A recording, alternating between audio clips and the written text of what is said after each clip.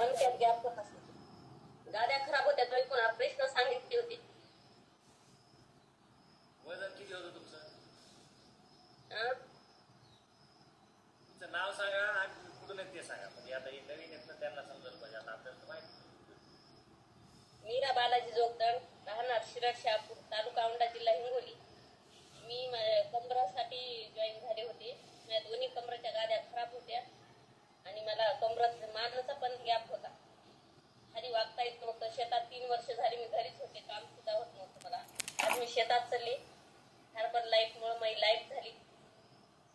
धन्यवाद सर, तुम्ही मला चांगला मार्ग दाखवला. आणि ब्रह्मगिरीला गेले होते ना तुम्ही? ब्रह्मगिरीला गेल्या सगळ्या बायच्या समोर होती. मग त्या सुटली नाही का कंबर? सगळ्या बायच्या समोर होती, सगळ्या बाय होत्या.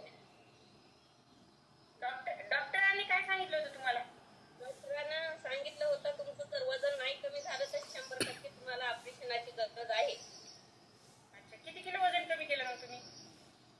मी आज 14 किलो केलं, 13 का 14 का. अरे बघ, पण तुम्हाला विश्वास होता का मॅडम या गोष्टीवरची होईल म्हणून? कारण की जेव्हा आपण डॉक्टरकडे जात होता आणि डॉक्टर एखादी गोष्ट सांगतो ना, तेव्हा आपल्या मनात असं वाटतं की डॉक्टर हेच दे आणि दुसरं कोणी काही सांगितलं तरी आपल्याला विश्वास बसत नाही. तुम्हाला विश्वास बसला होता का श्याम सरांना?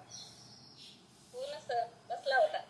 मी पहिल्या स्टार्टला म्हणजे अजून रिझल्ट बघितला होता कमी होते म्हणून.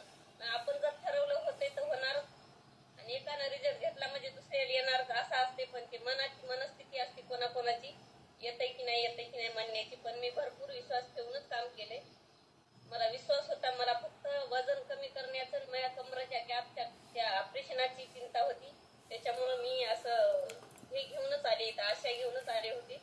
पूर्ण झाली माई. तर धन्यवाद. आज गुरुपौर्णिमेच्या शुभेच्छा. खूप छान रिझल्ट आहे मॅडम तुमचा, खूप छान.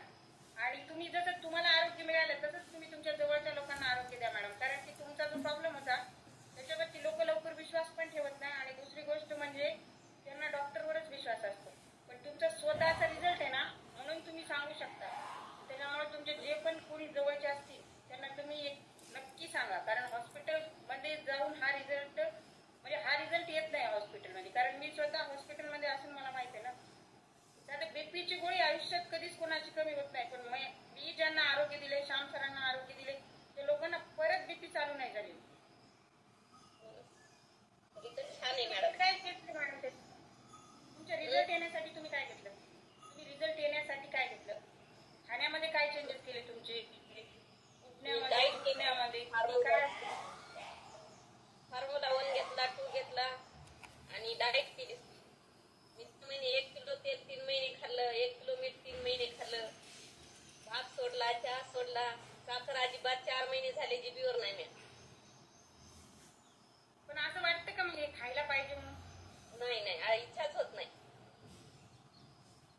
बऱ्याच जणांना असं वाटतं की आम्हाला हे खायचं नाही, ते खायचं नाही, ते खायचं नाही असं सांगतात म्हणून.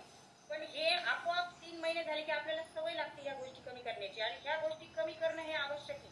त्याच्यानंतर तुम्हाला असं लो फील होते का? म्हणजे एनर्जी कमी झाल्यासारखं वाटतं का काही? तुम्ही एवढं वजन कमी? नाही, काही वाटत नाही मला.